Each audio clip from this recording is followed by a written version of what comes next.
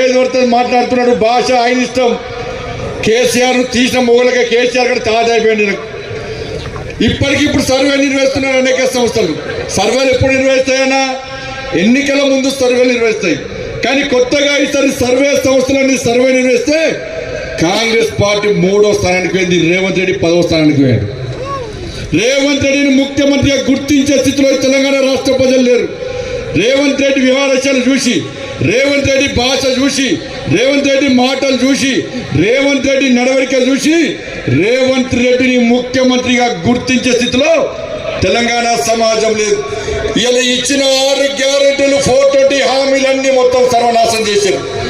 ఏం హామీలు వచ్చినా ఏమనంటే ఉచిత బస్సు అంటున్నారు, 200 యూనిట్లలో కరెంట్ అంటున్నారు, ఉచిత గ్యాస్ ఎవరికి ఇచ్చారు? రేషన్ కార్డులకి గ్యాస్ ఇచ్చారు.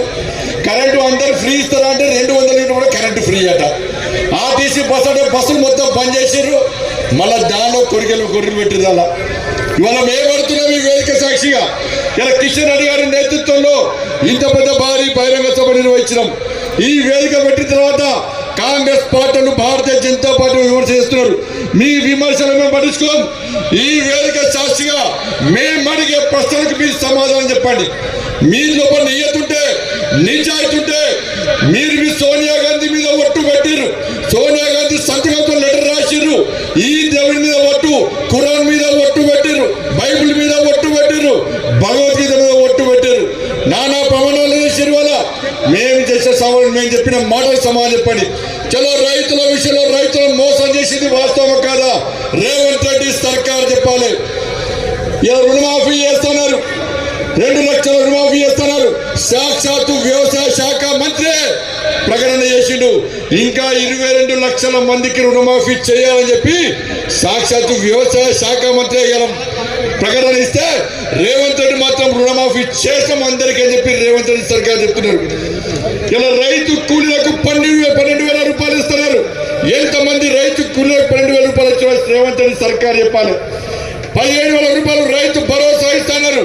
ఎంతమందికి రైతు భరోసా ఇచ్చిన రేవంత్ రెడ్డి సర్కార్ చెప్పాలి.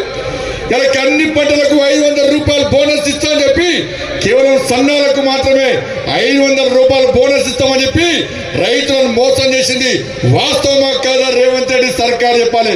తరుగు తాలు తేమ లేకుండా పండించిన ప్రతి పంట గింజ కొంటామన్నారు.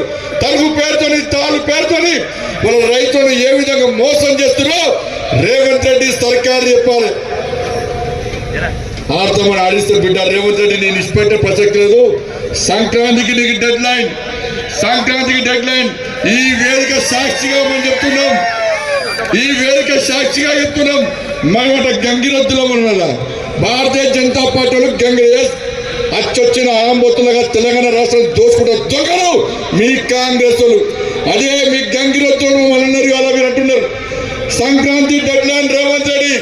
సంక్రాంతి తర్వాత ఏ ఒక్క కాంగ్రెస్ పార్టీ నాయకుని రోడ్ల మీద తిరగడం, ప్రతి గల్లీలో పరిశీలిస్తాం, ప్రతి వీధిలో పరిశీలిస్తాం, ప్రతి గ్రామంలో పరిశీలిస్తాం, ప్రతి మండలంలో పరిశీలిస్తాం.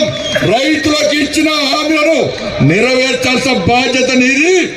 లేకుంటే గ్రామ పంచాయతీ ఎన్నికల్లో కానీ రాబోయే ఎన్నికల్లో నీకు గుణపాఠం చెప్పడానికి తెలంగాణ రాష్ట్ర ప్రజలు సిద్ధంగా ఉన్నారన్న విషయాన్ని గుర్తుంచుకోవాలి.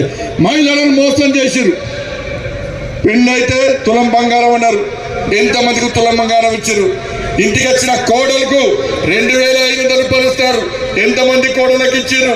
అవ్వ తాతలకు, అత్తలకు, మామలకు 4,000 రూపాయలు ఆసరా పెన్షన్ ఇస్తున్నారు. ఎంతమందికి ఇచ్చారు? ఇలా స్కూటీలు ఇస్తున్నారు, యువతలకు స్కూటీలు ఇస్తున్నారు. ఎంతమంది స్కూటీలు ఇచ్చారో ఒక్కసారి తెలంగాణ మహిళా సమాజం ఆలోచించాలి. ఇలా అమ్మలక్కలందరూ కూడా, అవ్వలు తాతమ్మలందరూ కూడా టీవీల దగ్గర చూస్తున్నారు. ఈ 100 రోజుల పాలన అని చెప్పి, ఈ సంవత్సర పాలన అని చెప్పి విజయోత్సవం చేసుకుంటారు. కనీసం ఇప్పుడున్న ఆసరా పెన్షన్లు ఇస్తారా? మాకు తులం బంగారం ఇస్తారా? మాకు స్కూటీలు ఇస్తారా మాకు అని చెప్పి 2,500 రూపాయలు ఇస్తారని చెప్పి అమ్మలక్కరు, అవ్వలు, తాతలందరూ కూడా కళ్ళలో కొవ్వొత్తులు లెక్క పెట్టుకొని చూస్తున్నారు కదా. కానీ దాని గురించి రేవంత్ రెడ్డి సర్కారు మాట్లాడుతున్నారు. ఇదే సరూర్ నగర్ స్టేజ్ నుంచి ఇలా యూత్ డిక్లరేషన్ ఇచ్చారు. ఇవాళ 2 లక్షల ఉద్యోగాలు భర్తీ చేస్తున్నారు. 55,000 ఉద్యోగాలు ఇస్తామంటుండ్రు రేవంత్ రెడ్డి అంటారు. పెద్దపల్లి పోయి అంటుండే ఇలా నోరు చేస్తారు రేవంత్ రెడ్డి అబద్ధాలు.